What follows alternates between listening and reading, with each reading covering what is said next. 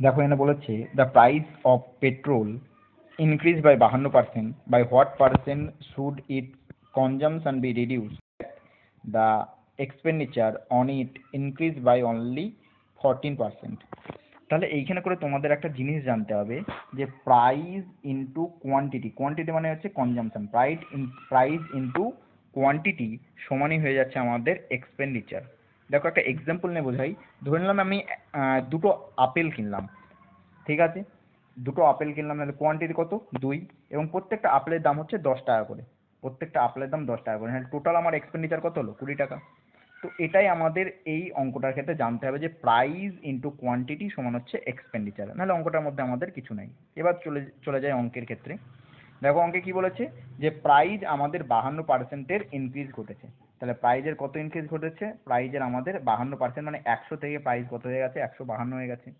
দেখো এটাকে কাটাকুটি করলে কত হবে, 4 দিয়ে কাটাকুটি করলে 25 রেশিও 4 3 12 4 4 3 12 4 আসছে 32, ঠিক আছে, 25 রেশিও 38 হয়ে যাবে।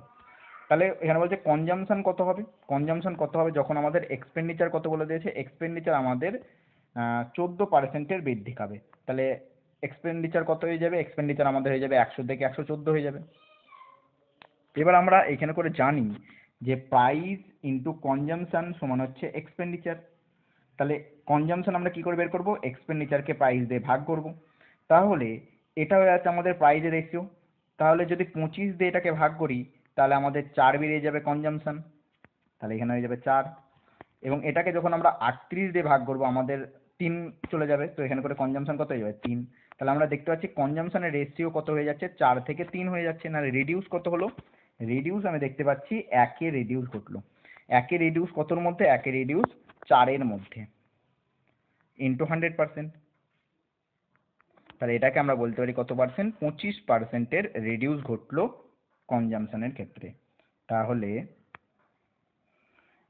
অপশন নাম্বার বি হবে একেবারে সঠিক উত্তর। ধন্যবাদ।